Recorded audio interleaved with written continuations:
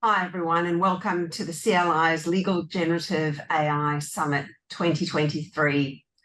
I'm Karen Sandler, a partner and the Chief Knowledge and Innovation Officer at Gilbert & Tobin, and I'm delighted to be your host for this panel discussion. I would like to acknowledge on behalf of the Centre, the College of Law, myself, and our panel, the traditional custodians of the lands in all the places on which we meet for the summit today. We pay our respects to elders past and present, and we acknowledge all Aboriginal and Torres Strait Islander peoples joining this session. We also acknowledge and welcome all First Nations people from every country joining us for this session today. This session is focusing on legal generative AI in 2024. So we will do some crystal ball gazing into what we might see in the coming months. Welcome everyone again, and I'm delighted to be joined by a very esteemed panel, and I will actually ask each of them to very briefly introduce themselves so you've got a good sense as to who is on this panel today. Hilary, I might start with you. Thanks, Karen, and hi, everyone. My name's Hilary Goodyear. I'm a partner and the global co-head of Ashurst Advance, which is Ashurst's new law division. Stuart. Hi everybody, thanks Karen. I'm Stuart Follis. I'm the Global Head of Legal Services for KPMG and the Head of KPMG Law in Australia. Thanks. Rajesh? Hi everyone, thanks Karen. My name is Rajesh and I head the Technology, Media and Telecoms Law Practice at Raja & Tan and Director of Raja & Tan Technologies. And Lewis? Hi everyone, nice to meet you. My name is Lewis Iqbal. I'm calling in from London. I'm the founder and CEO of Simplexico. We're a legal AI consultancy. Amazing. And you just get extra brownie points from us because it is currently around 5 a.m. London time. So thank you for joining us at this time. My pleasure. Obviously, a topic that has been the theme of the broader AI summit over the last 48 hours. But just to make sure everyone is on a level playing field, I might ask you just to briefly define for us what we mean by generative AI, given we are going to be talking about it extensively over the next hour and also crystal ball gazing into what might we see in 2024 and beyond. Sure. I think before we jump ahead to defining generative AI, it's usually a good place to try and define AI at the same time. So I like to use this definition of AI where it captures what we're attempting to do with the technology.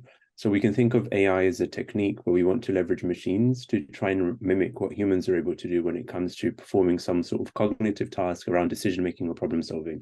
So as humans, there's naturally things we can do. And thinking about lawyers in particular, with their skills and expertise, there's things they're particularly able to do through their skills and expertise.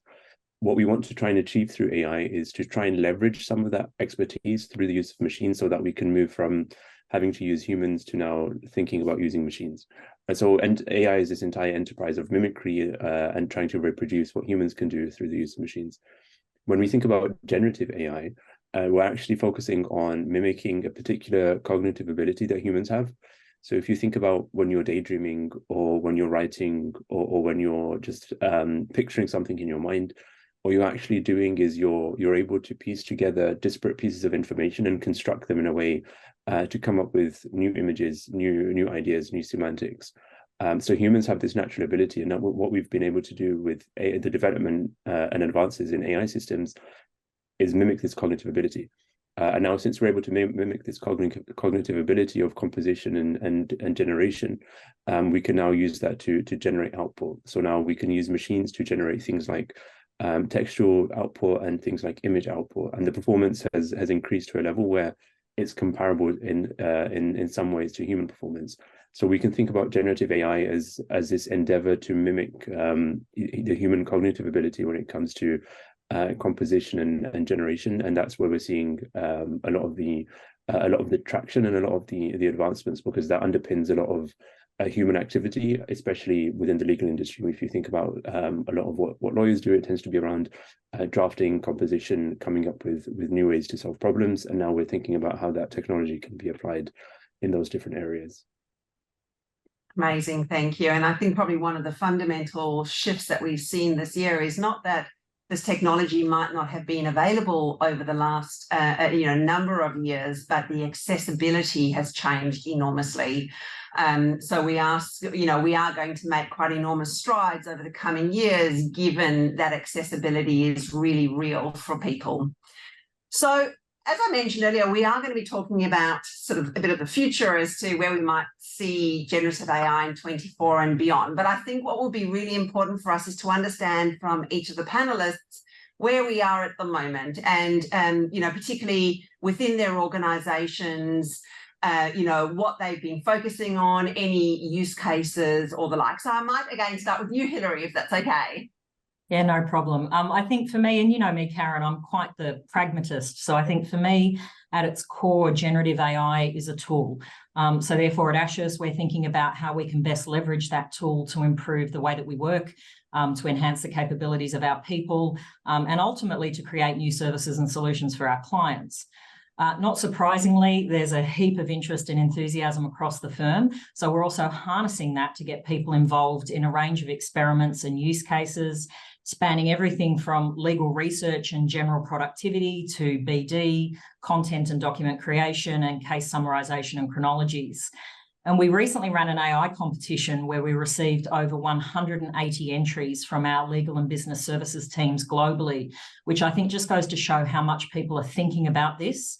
Not surprisingly, for a law firm, almost 60% of responses related to document drafting, knowledge, and summarization.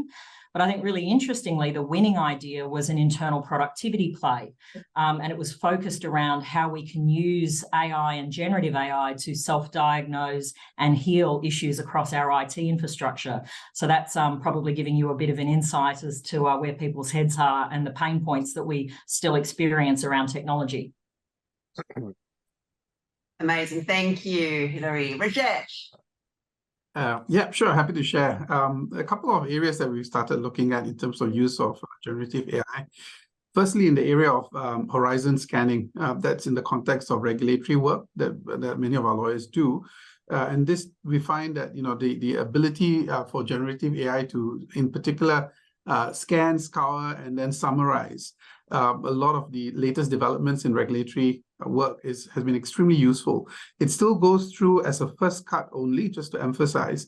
So it does that hard work of, scouring the websites, obtaining publicly accessible content, summarizing it, giving it to our regulatory lawyers. And so that speeds up the process with which we're able to inform clients about latest developments. And the other practical area where we've seen use of generative AI is for our litigation team. What we've done is we've got this fantastic court clerk called Mohan, and he's a godsend. He, unfortunately, like all of us, age, and he's 62 years old. Having said that, Mohan is the person that our senior counsels would go to and say, Mohan, I filed this application in Japan, ex parte, here you go. Before you're even able to finish the sentence. And this was in 2011. He's got it and he's passing it on to you. So we asked lawyers, what do you ask Mohan? And we asked Mohan, what kind of questions do you get? We built an engine based on Hugging Face because we wanted to maintain confidentiality of the data sets. And then we rolled it out. It's still in beta, but very quickly going for live deployment. So those are two use cases I thought I'll share. Fantastic. That's a great one. And really interesting that you talk about horizon scanning. I was just recently in the UK and they were actually talking about in the context of general counsel that, we can rethink the general counsel role as to a chief horizon scanner going forward. So certainly resonates. Stuart. Yeah, Karen, thanks. Look, so we're doing some similar things. It's really preparing, ourselves and our clients for the impact of GenAI, from the perspective of we think it will have a transformational effect on, the way we do things, the way clients do things, and the way the profession will operate. So KPMG has a global alliance with Microsoft around technology and AI. We have a legal pathway for that. So we're working with Microsoft to upskill our 3,800 lawyers across the world. So we're taking the opportunity to do that on a global basis and working with Microsoft around targeted workshops with clients across America, Asia, and Europe. So we're trying to make it very practical and very real, both for ourselves and our clients. Part of that is rolling out Copilot within the firm as part of that alliance with Microsoft. And that's starting now. And you can imagine the level of excitement around that. It's a very highly sought prize. It used to be one of the first Copilot licenses.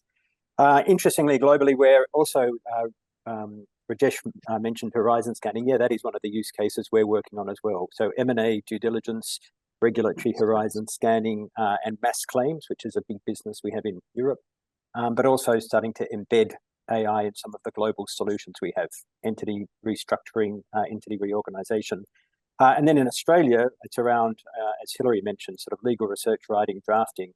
But we've also got a KPMG Australia version of AI called KimChat. So we use that internally as our AI tool across our own databases, but we also work with clients about putting that in there. So it's kind of like preparing everybody and then starting to take the steps to make it real. Fantastic. Thank you, Stuart. US, obviously you've got a really interesting perspective. Are you able to share a bit more on that? Yeah, so we have this really interesting position in that we're almost sitting adjacent to everyone else and their exploration and their endeavors when it comes to generative AI. So a lot of the work we have been doing has been focused on three main fronts around educating customers in the legal industry about the technology, understanding what AI means, what are the capabilities and risks associated with the technology, and how they can go thinking about on a strategic level the impact within their organizations. We've also been helping customers think through exploration. What does it mean to explore this new technology? How can you structure use cases? How can you go from vague ideas into actual pilots and projects and things people can test and prototype, through to actually developing custom AI types of solutions for customers in the legal industry? I think the main thing we've been seeing in the market is that the entire spectrum of there's an entire spectrum upon which law firms sit. Some law firms are further ahead in terms of getting into the space of actually building custom solutions and building custom things internally for either for their customers or internal within their organization. And then there's law firms at the very beginning of that cycle, of that spectrum, who are still exploring and trying to understand the technology. So the way we've tried to think about it is that every law firm is almost on this AI journey, and we're in a position where we can try and help and support law firms across the different aspects of that journey. Fantastic, thank you. The one thing that's really interesting is the level of strategic focus that generative AI is getting within organizations. And of course, everyone is talking about what this might do to the billable hour and how we actually might value our legal services going forward. So I might direct this question to you, Hilary and Rajesh, around how your organisations might be thinking about pricing of legal services going forward. Yeah, thanks, Karen. And I think, honestly, you hit the nail on the head there in using the word value. I think as an industry, we need to, rather than seeing technology as a threat to our business model, we need to embrace it. So we've already seen technology deliver significant efficiencies and therefore time and cost savings for our clients. That's a huge win. And that's led us to think more about the value we're delivering to clients through our work, rather than purely the time in which it takes us to deliver that work. The flip side, of course, is that these technologies are expensive. And as clients increasingly expect their advisors to invest in these technologies, firms are naturally going to be thinking about ways in which they can recover those investments.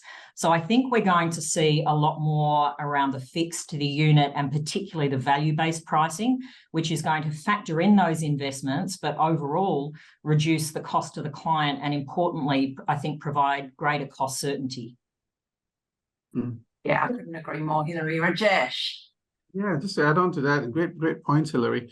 I would just add on that, the way we look at it is, when the internet came along, the first wave of realization hit lawyers. You can't pay for the law anymore. That's clearly accessible. Now with generative AI, the second layer, which is the analytical layer, is also under threat, at least at the most fundamental and elemental level.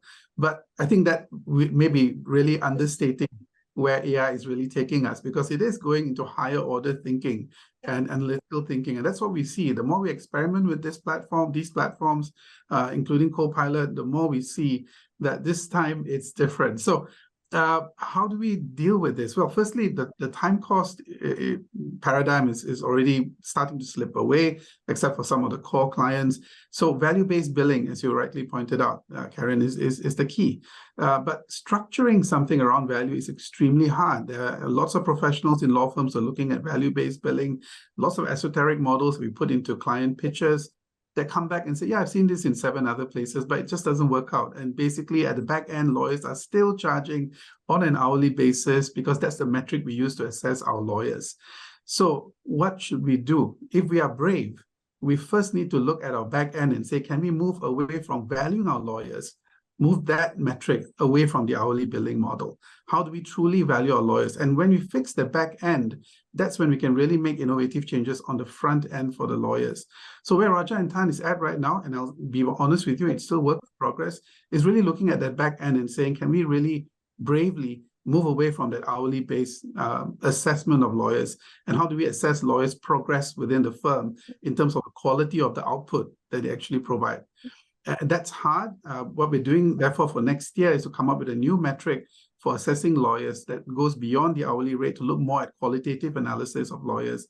And with that, hopefully, we can then, on the front end, also start shifting substantively away from a masked version of hourly rate, which we present to our clients. I'm being extremely open here, but that's where we're at. Thank you, Rajesh. I think that's absolutely fantastic, and I think so interesting that you're hitting it both from the back end as well as the front end. And I think, look, it's not an easy challenge. I think certainly for law firms, given the fact that we have sort of valued time in so many for so many years or forever. And the other thing is, I just question how it's going to play out in terms of, you might land up with value-based billing that actually exceeds what you would consider to be traditional billable hours. And I think we need to be open to that. But the reality is there almost might be an expectation that billable hours go down, so then the fees ultimately go down. But to your point, Hilary, the reality is there's lots of investment required over here in terms of, getting the technology to a point that it is useful and produces accurate information as well. So I think it's going to be a really interesting sort of 12 to 24 months ahead of us in this area. I think that also probably leads me into, how we then think about the future workforce.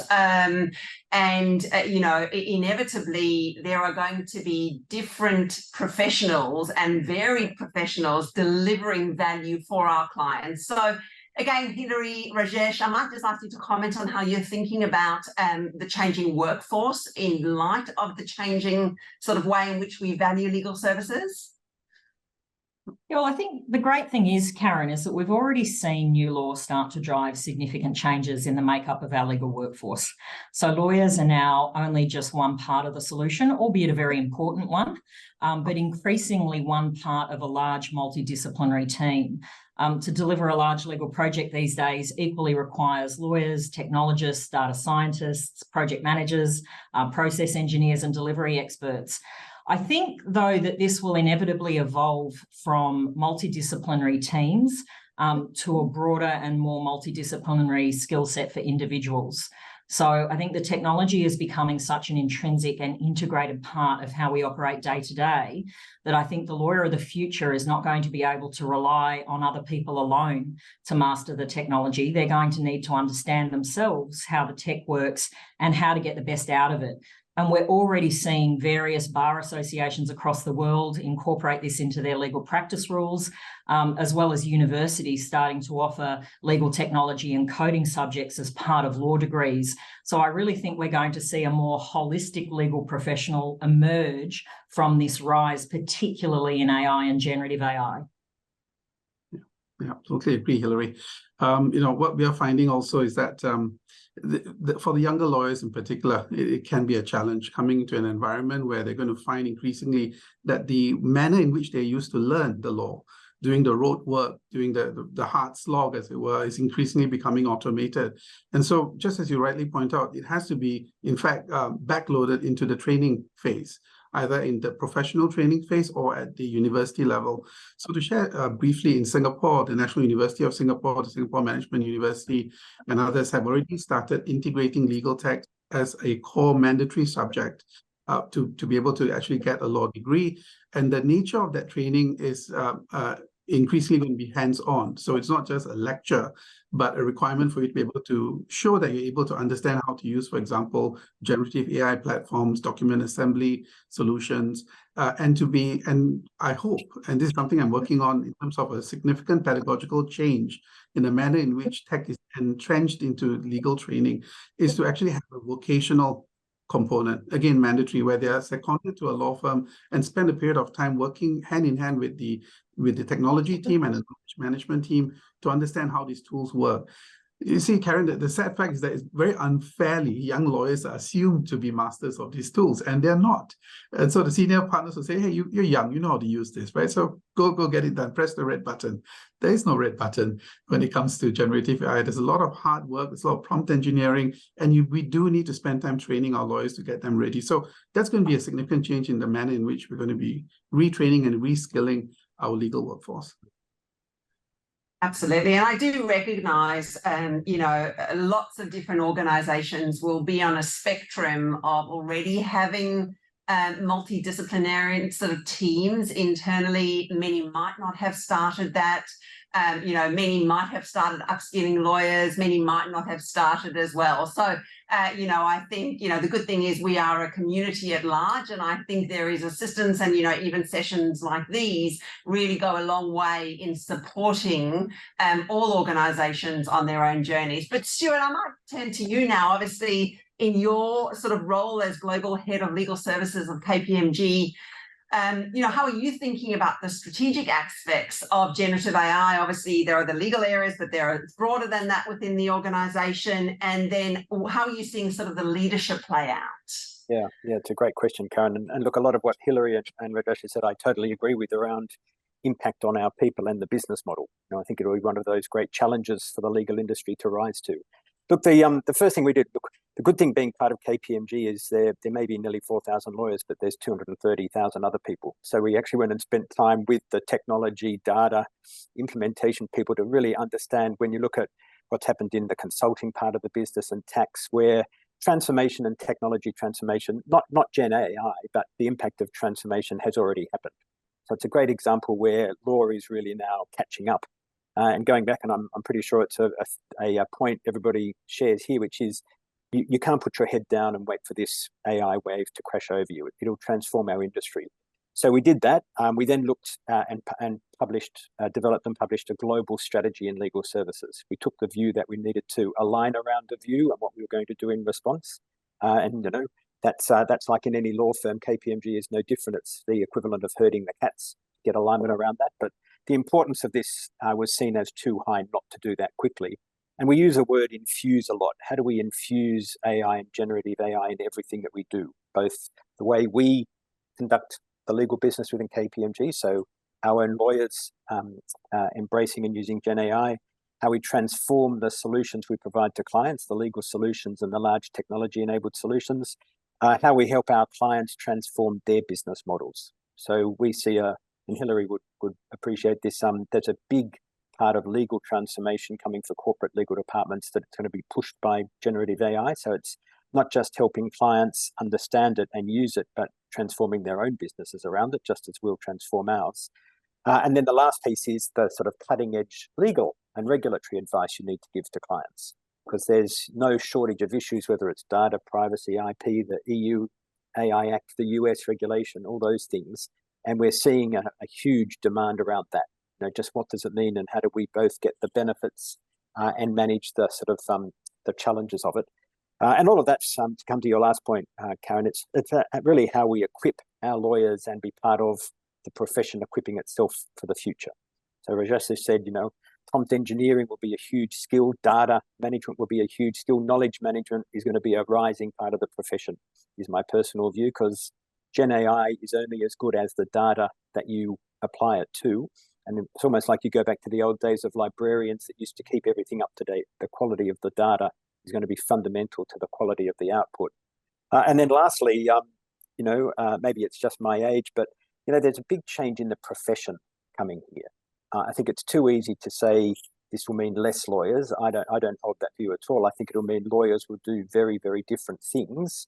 The university training, as Rajesh has said, the vocational training, and I actually think it's part of our job as senior members of the profession to equip the next generation of the profession to adapt.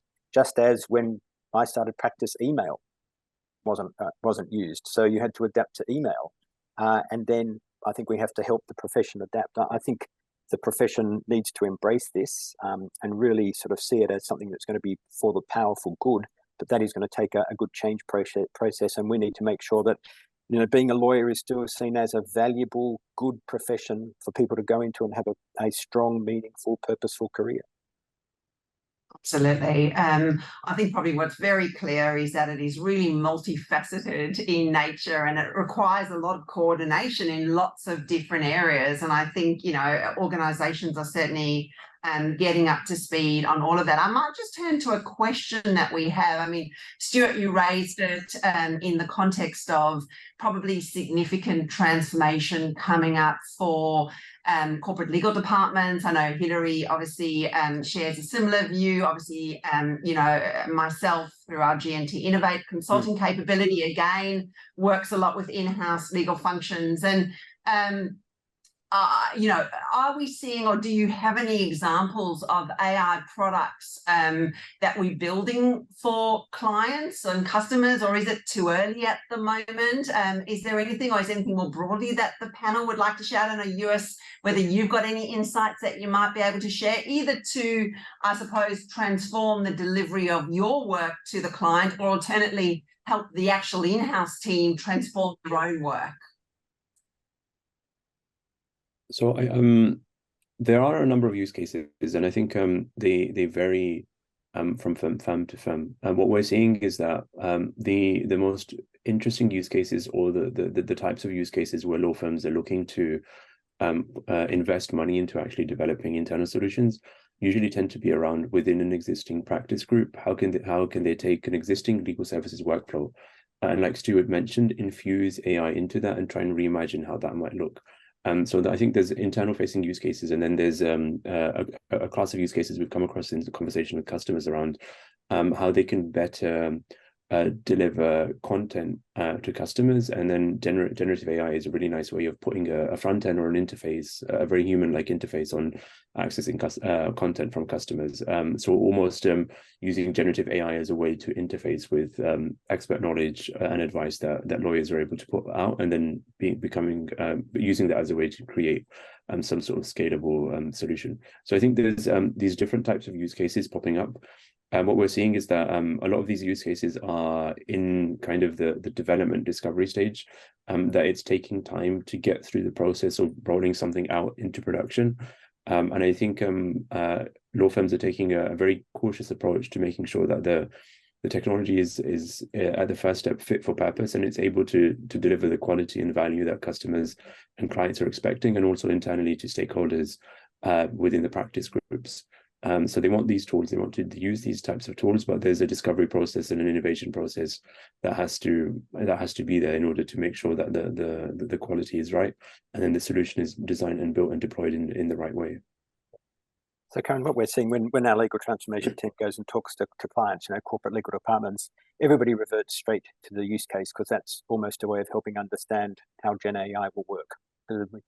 US's explanation was brilliant at the start, and most people are like, what is it? So a use case allows people to ground it in what it is. We probably see in the financial services industry, which there's a lot of interest in this just through scale.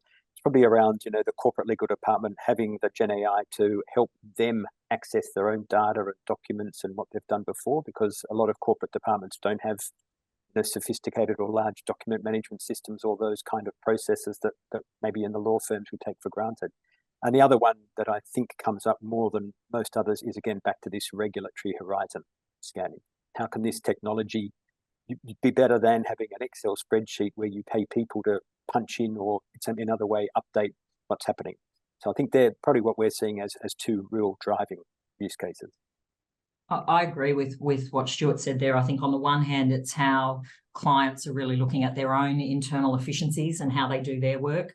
But I think if we look at it from the perspective of client solutions, let's be honest, our clients are operating in an increasingly complex, highly regulated and global business environment. And they're looking for ways to better digest and more easily digest, I guess, that complex regulatory framework that they operate within. So if we talk specifically, and I think the question was about, what solutions, how are we providing services to clients? I think the area I'm seeing increasingly the clients pull us in the direction of is their obligations and how they navigate that really complex regulatory environment, and how we as kind of legal service providers can actually start providing them products and solutions which help them navigate and digest that information. And I think, honestly, generative AI is going to absolutely supercharge the way in which we do that and significantly reduce the cost to clients. I mean, the cost at the moment of producing an obligations register for a bank is eye-watering. I think something like generative AI is just going to commoditize it. We're going to, and the firms that are going to win are going to be the ones that figure out how to productize it and deliver that to a broad client base. Absolutely. So the interesting thing about use cases is we've been seeing them emerge from two very distinct areas, or through two very distinct processes. I think what's happened is there's been a very interesting appetite for exploration and play with these types of tools to just get them in front of people within the firm and see how people tinker with it, and wait effectively for a light bulb moment to kick off in somebody's head to say, hey, the tool is able to do this, but why can't it do this in my actual work?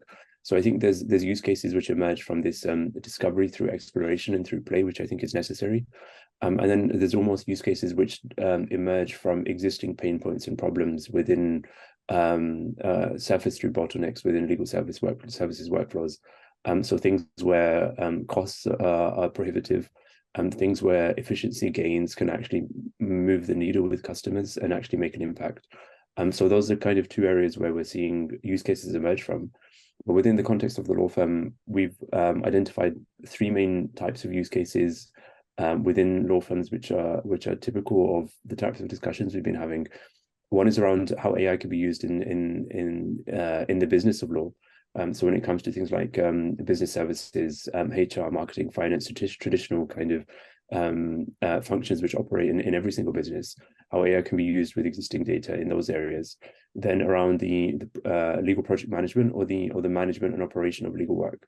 And then this is thinking about how AI could be applied in some ways to think about looking at metadata, looking at billing data, and seeing whether or not there's opportunities for forecasting, resource planning, etc. So more traditional predictive analytics. And then I guess what generative AI has opened the most is thinking about how AI can be used in the practice of law. And then this is where thinking on existing legal workflows, how AI could be potentially infused into those workflows. And then looking forward to the future, thinking about how legal services workflows could potentially be commoditized through the use of technology like generative AI and packaged to customers. And I think there's an entire world of opportunity for law firms to think about. I'm looking forward to the future of not just being restricted to what the current legal services are, but thinking about how they can marry up their expertise and their content with generative AI to try and think of new and innovative products that they can take to market and take to customers through the use of generative AI. Thank you, Esnol. I mean, some really interesting insights. I'm going to stick with the leadership and strategic theme, given we've actually got quite an interesting question. And the question really relates to the panel having discussed lots of opportunities in the context of generative AI, and this being quite an exciting time. But what they're interested to know is sort of what keeps us up at night in how generative AI will impact the industry. And I'm happy to start over here.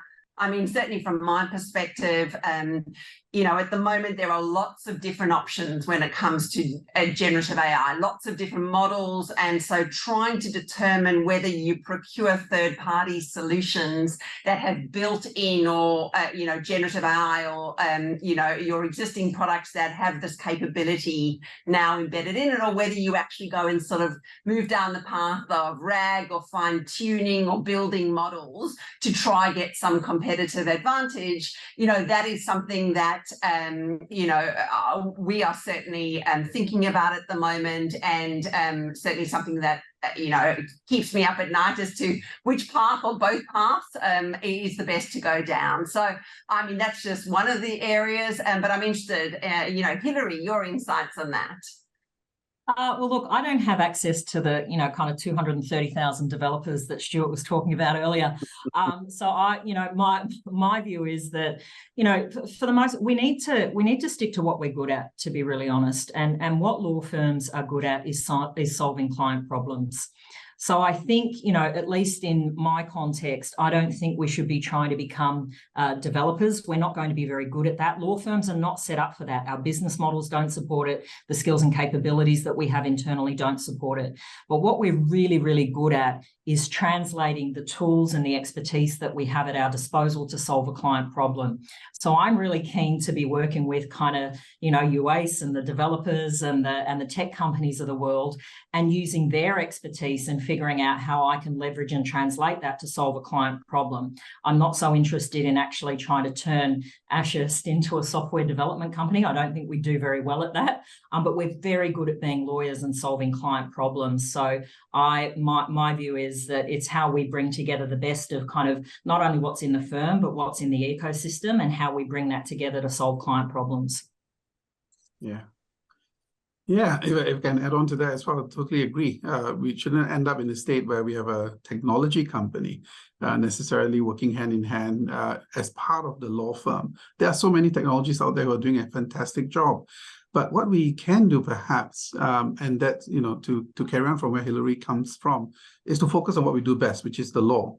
And maybe also one other part, which is the integration aspect. How do you translate these legal workflows into use cases, and working hand in hand with the lawyers to do that? That is another skill set in and of itself. And I think there's value in lawyers understanding that, because that will enable us to articulate very clearly to the technologists what it is that we want. To be able to state a clear problem statement to a developer is ideal, because you'll see their eyes light up, because okay, I can operationalize this. I can build something because the lawyer finally told me exactly what he or she wants. So that skill is not one to be sniffed at. It's not an easy task to be able to sort of break these legal processes that we have into digestible, bite-sized steps, operationalized steps, and then working with a developer to actually do the coding and to create the end product. So that additional step, I think, is something that we could also look at building up our skills in. Karen, I think it depends on where you think the industry is going to go. So don't get me wrong, we don't develop technology in KPMG either. That's why we go and have global alliances with Microsoft and invest $5 billion over the next 5 years in it. Because that's our view, which is the enterprise technology is going to be of fundamental importance. When you look in the legal industry, whether we like it or not, Microsoft probably is 95% of the tech stack that law firms and corporate legal departments use. So I think my personal view is there'll be a mix of where you're looking at particular solutions or particular providers, and then the enterprise technology. The big challenge is how you take the technology and those data skills and then apply it into legal practice. And then, if we're honest, there is similarity in other parts of business, whether it's tax or consulting, where that's been done. There's a big learning curve. And then I think the third part is, and it's the key strategic thing, is how do you make it non-optional? It's going to be pervasive, right? So if you start out at that, if you accept that as the broad proposition, it's how do we change the mindset that it's not just using it for something like M&A diligence or regulatory horizon scanning, it's how do you use it across the whole business? Because it comes back to those points that Hilary and Rajesh were talking about. The hourly model is going to be under enormous pressure, if not gone. The value billing is going to be the key thing. Recovering the technology cost will be critical. I've had some conversations with general counsel where they were saying, I'll pay you for 3 minutes if the AI can do it in 3 minutes. And my response was, I need to get a return on my investment in the technology. So that's a very different conversation. And then also the impact on the lawyers. So, how we sort of manage them through it. I think what keeps me up at night is as a small company moving into the space is having a keen understanding of where the market is heading and what the emerging landscape is, And with so much investment coming into legal technology more generally, and now generative AI startups popping up in the legal industry, as a services business, it's very hard for us to. We've been thinking very hard about how do we position ourselves as a company, and how do we position ourselves in a way to support effectively some of the problems you guys are facing. So as technologists, what can we do to enable this transformation within the legal industry? And I think that comes from what Rajesh mentioned, is how do you build a methodology around this innovation process when it comes to legal AI? And I think the missing ingredient, or the missing skill set to that conversation is design, or UX design and design thinking. I think there are methodologies which exist, and a lot of what we've been doing in terms of our thinking is how do we take those methodologies and build almost a framework or a toolkit to build that as a sustainable process where we can go to customers, we can talk through them, and they have these vague ideas, and they understand the domain, and they understand very intimately the legal type, the problems from a legal perspective, how we can almost be a translation layer to the technology, and work with them through that journey, and try and help them when it comes to actually implementing, operationalizing that technology. So I think there are interesting opportunities, and I think it's new territory. I mean, it's existing territory in terms of it's how do you support incumbents doing innovation internally, but I think it's new territory with the technology and the ever-changing landscape. So we have you might like this, Karen. So we have a blog post coming out soon, which is a piece of thinking we've been doing around where it makes sense for law firms to build and where it makes sense for law firms to buy. And I think that might be an interesting read for you. What we've been seeing is the market has almost kind of diverged to focus on use cases where public data is available. And then people have tended to build products around that. And then adjacent to that is existing large technology companies like Microsoft or Thomson Reuters developing capabilities within their own products. And then almost there's this niche space where law firms can think about where it comes to their own data and it comes to their own technologies, how do they leverage their data with generative AI? Because the real differentiator comes from leveraging your own data and your own expertise with the intelligence and the technology available. There's nobody else on the planet who knows how to do legal work. Like Ashurst knows how to do legal work for the types of legal work Ashurst does, for example. So it's how do you marry that up with the technology in a way you can take Ashurst to the next level, for example. So I think that might be an interesting read for you, Karen. Absolutely. Look forward to that. And, your comments lead me nicely into another theme around we all on the panel recognise there is challenge at the moment in leveraging data, and particularly client data, to support us on our generative AI journey. And as you said, obviously, we can make use of data to support our clients on their journeys and to make delivery of legal services far more efficient and effective. And so what I'm interested in from the panel is, where do we think this is all going to go? Where do we think, obviously we're at the moment 2023, and there are some quite significant limitations in terms of potential of using client data. Where do we think it's going to go? Are we talking about a similar conversation to the cloud? I'll jump in, Karen. I don't think it's dissimilar. And I think we do need to lean into the data privacy issue. I mean, I do think we'll resolve it just as we've resolved the issues around cloud. It's taken us some time, but let's be honest, we're at the very beginning of this journey, and our clients are rightly concerned about how their data is being used to train both public and private AI models. So I think there's a significant education piece there. And I think the key at the moment is about transparency, being very clear about how data is being used. And I think importantly, have policies in place and enforce them. There is a lot of experimentation going on across our firms, some of which we know about and we have a handle on. I would say the overwhelming majority of which we don't. And so I think it's actually the education piece, both from, our people, a people perspective, but also a client perspective, and being very clear as to how we are using data. Yeah. I'll just add on that, the way in which we see things moving next year is significant leverage on generative AI in specific use cases. Just like what I shared before, horizon scanning is one clear low-hanging fruit, and so it would be in areas like document automation, what we're doing with Ask Mohan. In addition to that, I think the issue of client confidentiality is something that's very, very close to our heart. I think that's going to potentially explode next year when there will be greater scrutiny on the terms and conditions offered by various platform holders, just to name a few, people like Harvey, etc. Because when one says that we will not retain the data, but in the same breath says that our engine will ingest your data, there's a very fine line, and I would say an ambiguity between the two, which means that there is some form of retention. They're just not retaining the entire document as is. So the question that we as lawyers need to ask is what exactly is being ingested. It may not very well be the client's name that's of value. It's the structure of the deal that we are creating that is of value. That will be ingested, that will be retained. And so I think it's important for us to think carefully. And that's why, for example, in Raja and Tan, what we've done is to work on open platform solutions like Hugging Face.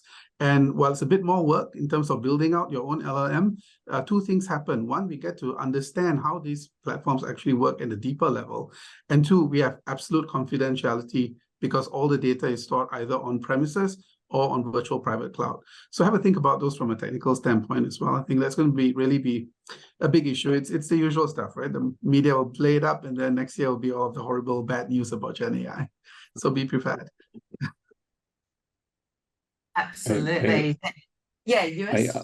Sorry, I just wanted to add, I think I have similar thoughts in that. I think it comes primarily down to education, but education of the technology and almost the inner workings of the engines of these technologies. I think the majority of the industry has been exposed to AI from a consumer posture. So ChatGPT primarily is a consumer AI tool. It's not an enterprise AI tool. And it's just a single application that makes use of the technology. So we try to give this analogy where with electricity, where you have the underlying technology, electricity, which powers everything. Then there's applications built on that technology, like toasters, kettles, etc. And then there's the use of those applications for particular outcomes. So you use a kettle to boil water, you use a toaster to make toast, etc. And you can take that same way of thinking about the world and apply it to AI. So there's the underlying technology, generative AI, there's the application layer, things like ChatGPT, Microsoft Copilot, and then the use of those things through prompt engineering and things like that. So I think at the moment, everyone's taken a consumer posture, but I think when it comes to these very particular nuanced needs around data protection, confidentiality, especially for law firms in the context and the sensitivity of the data and the work they do with customers, there's almost a need to step out of just being a consumer and thinking about how you can actually create this technology. And to Rajesh's point, if you're able to own the process rather than give the process to somebody else, then you have authority over the process, but you also have transparency and visibility into everything that happens within that process. So then you're able to give guarantees around where the data is going, how it's being used. But then that obviously means stepping further into the technology and becoming more comfortable with the technology itself. So we're seeing that happen more generally across the technology landscape, that AI is becoming more accessible, it's being more commoditized through the efforts in the open source community. And I think with the larger kind of trajectory of the legal industry, it makes sense for law firms to think about potentially adopting open source methodologies or open source principles when it comes to the use and development of AI systems to try and keep up with their obligations when it comes to confidentiality and data privacy. Thanks, US. There's an interesting question around, it sounds like obviously there is lots of dollars required for staff training, for experimentation, for consulting, for buying the GenAI, which obviously raises concerns for smaller organizations without those big budgets. So I'm interested in sort of posing this to the panel around what levels of collaboration and leadership do we need to see within the legal industry to support changes, both in terms of from an educational point of view, but then also to support organizations that don't necessarily have the bandwidth to support these massive changes? I think we're at the cusp of something very new, and typically the nature of the legal industry is everybody wants to keep their secret source to themselves, and I think we're very open and transparent when it comes to AI, for this very reason that I think if transformation is to come in the legal industry more widely with this technology, then there has to be an approach of openness and transparency and sharing, and I think. There is the cost element with the technology because it's still so new and nascent. Over time, that will fall. But I think that perhaps there's a responsibility for larger players in the game or people who are further ahead to use this as an opportunity for thought leadership, to use this as an opportunity for sharing light on paths which work, paths which don't work, and giving examples and use cases. And I think all of that has to do with not contributing to the hype, but doing it in a way where it's meaningful, where it's transparent, and people can actually find value in those conversations. So I think this, for example, is a great platform to do that type of engagement. So let me pick that up, Karen. I couldn't agree with you, Asmara. I think it's going to be different, and I think we have no choice. There's nothing all that proprietary in GenAI. It's how we use it in our own businesses and for our own clients. But the duty of the larger organizations is to help the smaller, because that's where access to justice is critically needed. And in fact, when you look at it, we're all talking about large organizations and large applications of GenAI and the technology. The impact it could have around small to medium business, individuals, court systems is quite significant. That's where, from our perspective, we've been quite public with a number of regulators saying we are prepared to be very transparent and collaborative with industry regulators and the smaller parts, smaller firms in the profession, so that they can get access to it. So it's not just for the big end of town, because that's where an access to justice change or impact is likely to be substantial. I think there's space for organizations like bar councils and academies to step in and assist as well, especially to create domain-specific legal LLMs. That's happening in Singapore. For example, the Singapore Academy of Law is creating a legal LLM which the profession as a whole can leverage. And so that will in particular help the smaller law firms who just have to focus on service delivery and don't have the time to create solutions of this nature. Absolutely. And I think the other thing is we shouldn't forget, yes, it is an additional cost, but even products like Co-Counsel, for example, products like Copilot will deliver a lot of efficiency to organizations. We don't need to always think about the very complex areas. And we do have a question that talks about this. The reality is we absolutely can focus on some of the sort of points of friction in our day-to-day, which we probably at the moment underestimate in terms of how much time it takes us. So we don't always have to go to the sort of more sexy tools. We can get that level of efficiency, and we shouldn't lose sight of that as an immediate gain in the short term. I want to now move on to what tech we might see dominating in 24. Obviously, GenAI is a big theme over there, but there are a number of bespoke technologies and point solutions that exist on the market. And I'm interested in the panel's views around, will these point solutions continue to exist? Is it just going to be that GenAI is going to sit on top of them? What are we going to see in 24 and beyond? Funny thing I always tell everyone is rice cookers in Singapore used to have this term fuzzy logic. No, it's no longer fuzzy logic. It's AI, but it's exactly the same thing. So I think we're going to see a lot of repackaging of tools. There's going to be a lot of insertion of AI into existing platforms and tools. I certainly expect that to be supercharged next year. Every service provider I've spoken to has said, we have an AI element coming up, so just look out for that. So all that's going to get rolled out. I would take everything with a pinch of salt and really see what value this AI will really inject into the workflow and whether or not we're paying for modules that we don't really need. That's one point. And second point, Copilot is it. I think, it's kind of expensive on a per head user basis, but it's important that law firms look at that as a necessary investment to give that tool to as many lawyers as possible. There's no monopoly over good ideas. And it could well be some of the most senior lawyers or some of the most junior lawyers who come up with fantastic use cases for GenAI. So make it available to your lawyers first and foremost. And finally, if I may, when you do make it available, please, please, please put in place a compliance policy so they know what they can and cannot do with GenAI. We have so many lawyers in our firm who are chomping at the bit to use it, but I say, well, you can, but please read this flow chart, which says when you can and when you should not, what you should and you should not use it for. That's all. I couldn't agree with Rajesh more.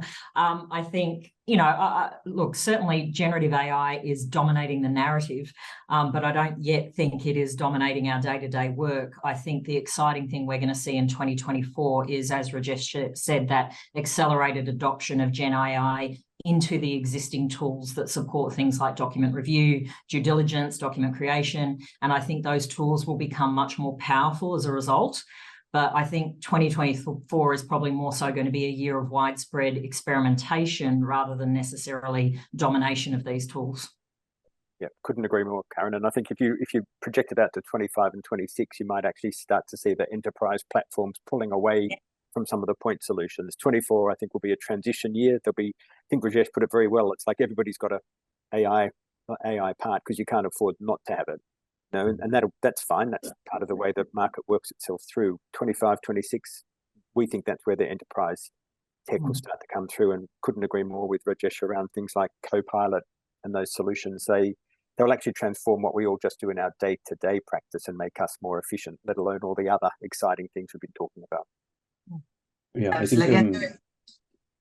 think all of the big tech vendors, whether it's Thomson Reuters, LexisNexis, Microsoft, they'll come out with generative AI for their existing product lines, and then I think there's going to be a flurry of smaller startups looking at generative AI use cases. I think the most interesting thing is that this is a long-standing problem in legal tech when it comes to point solutions, but I think we'll start to see a shift in the market from products to plugins. And I think Copilot and Microsoft and Bing Enterprise Chat is the first step in that evolution.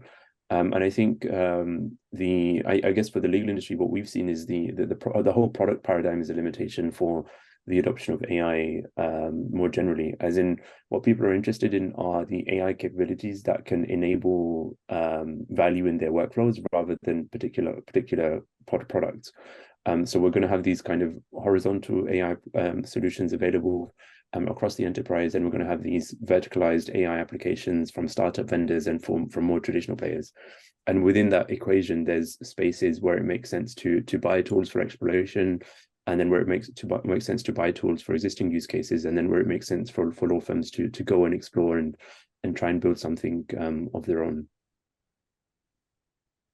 Absolutely. And I think we've got a question which is quite interesting around in-house legal departments and how they should recommend, positioning of AI with the C-suite to actually get budget. I think, just conscious of time, I think answering that is it's probably less around positioning AI and rather about positioning the various sort of efficiencies and or benefit the in-house legal function will get from a technology, and whether that be a brand new technology or actually, generative AI sitting on existing technologies that they have, both at an enterprise level or alternately in the actual in-house team. I think that is about, that is how you get that budget. It is about delivery of the value rather than actually just getting a technology, that is currently in the market. So I'm very conscious of time, and I'm sure everyone attending today will agree that has been a very insightful panel. So thank you to you all. But Lewis, I'm going to come to you for the final word on this. Where do you think, a technologist, where do you think this is all going beyond 2024? Like, end us off with some real crystal ball gazing here. That's a tough ask. So this is what keeps me up at night in terms of understanding where the market is evolving from a technology space and where different players are moving. I think from my perspective, what I've managed to conjure up and get to is what we're seeing is an increasing commoditization of artificial intelligence, more generally in technology, that first at the consumer level with ChatGPT and now at the enterprise level with Copilot. And I think we're also seeing a shift from people just being consumers of AI to now actually being able to create AI themselves. Like organizations and enterprises can actually create AI, and it's not as expensive or as difficult as one might imagine. So I think we're seeing these shifts from consumer to enterprise, from consumer to creator. And I think the biggest thing for us is thinking about as the value of, so there's an entire tool chain and value chain when it comes to AI itself, and the creation of AI through a process. The cost associated and the difficulty associated with that entire tool chain and that entire workflow is falling considerably to an extent where now law firms can actually step in the arena and think about creating AI solutions. So then the question becomes around differentiation. If everyone is able to access these tools, if everybody is able to access Copilot, if some of these AI tools become cheap enough that anyone can access them, then differentiation no longer comes from just purchasing a tool, but it comes from the next level of actually using those tools, or actually thinking about how to use internal firm data with those tools. So there's a lot of thinking, I think, to happen there. So I think the general trend with these technologies is that once there's a big release in AI, usually it takes time for these technologies to, at the first hand, become much more efficient from a research standpoint, to use less data, to use less compute power, to use less, to be more cost effective. So I think we'll see that general trend from a research perspective. And then I think from an enterprise perspective, we'll see more enablement.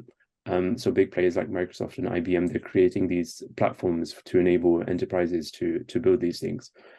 But I wanted to leave with 5 principles. So I wrote a blog post a while back putting out 5 principles for a legal AI future.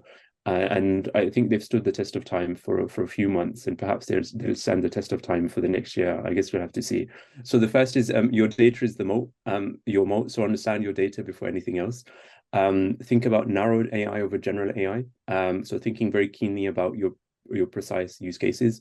Number 3, knowing your jobs. So your jobs are stable over time, whereas AI and technology will always shift and develop, and something new will always be on the horizon.